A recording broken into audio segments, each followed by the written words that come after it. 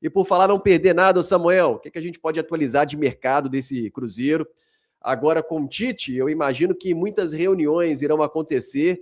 O Joaquim Pinto, que evidentemente ele toma frente disso, né? Já tem planejado, ele já falava sobre isso naquela entrevista que ele concedeu a você, ao Thiago Matara, aqui na Samuca TV, que o planejamento de 2026 ele já tinha começado, mas agora com o Tite vai tomar uma outra cara. Alguma novidade? Por exemplo, o Fagner, tem informação lá no Central da Toca também, o interesse permanece e nos próximos dias o Cruzeiro deve fazer ali uma proposta, tentar um acerto com o jogador. Pois é, essa questão aí tem que passar pelo Corinthians, né, Léo Campos? Vamos ver aí. Isso será definido nos próximos dias. O jogador está emprestado. O Cruzeiro paga metade, o Corinthians outra metade. Então, vamos aguardar aí o que vai ser definido, né? O Tite está tendo, claro, contato agora sempre, né, com o departamento de futebol.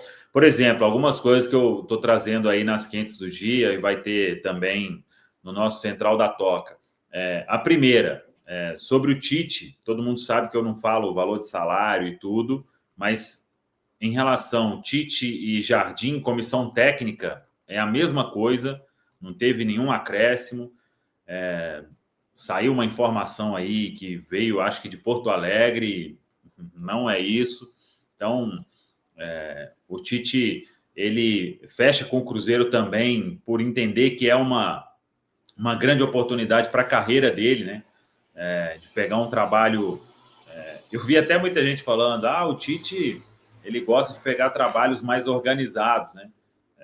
O pessoal começou a comentar isso aí, que recusou outros clubes, incluindo o próprio Internacional agora, né? Mas em termos aí financeiros, mesma coisa, o Cruzeiro vai ter aí ao longo de 2026 com o técnico Tite. E algumas coisas que a gente trouxe lá hoje. O Cruzeiro se reapresenta no dia 2, o Tite começa a trabalhar no dia 2, o Cruzeiro ainda vai definir os detalhes da apresentação, não terá nada em especial. Deve marcar uma entrevista ali na Toca, normal, alguns dias depois dessa apresentação.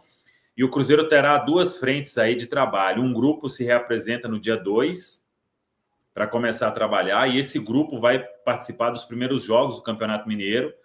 E outra parte se reapresenta um pouquinho depois, acho que dia 5, ou mais alguns dias depois aí... todos os titulares, né, e alguns outros do elenco principal, para começar uma outra pré-temporada pensando na estreia na Série A do Campeonato Brasileiro. Talvez faça ali um jogo antes disso, né, mas para ter um trabalho aí. E o Tite vai conduzindo tudo isso com a sua comissão técnica no dia a dia, na Toca da Raposa 2. A gente tinha até falado sobre ter uma chance para alguns garotos, né, isso já... a gente trouxe há mais tempo aqui na Samuca TV, a comissão técnica do Tite que vai definir isso.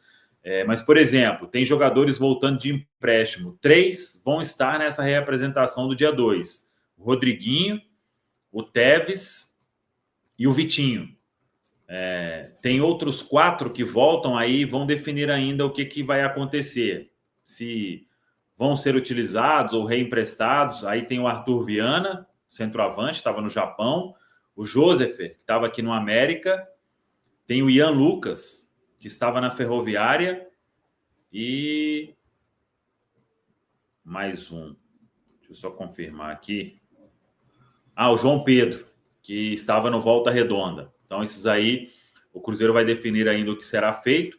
Aí, por exemplo, no grupo do dia 2, devemos ter o Matheus Cunha, goleiro, o Neisser Vidiarreal, e jogadores do elenco principal, mas que precisam de jogar, vão estar nesse começo do Campeonato Mineiro. Aí o que eu imagino? Rian Guilherme, Cauã Moraes, Japa, os outros garotos ali que estão frequentando mais o time profissional, né? Além, claro, desses meninos da base. Aí a comissão técnica ainda vai acertar quais serão esses nomes, mas é esse o planejamento do Cruzeiro para começar aí 2026 em 2 frentes com o técnico Tite na pré-temporada. Então, os primeiros jogos do Mineiro, esse outro time aí alternativo, com reforços, quem for contratado, se tiver contratação, né? Se apresenta antes também, se der. E jogadores que atuaram um pouco na reta final, que precisam de ganhar ritmo, garotos do sub-20 e alguns voltando de empréstimo. É como o Cruzeiro vai começar aí o Campeonato Mineiro, Léo.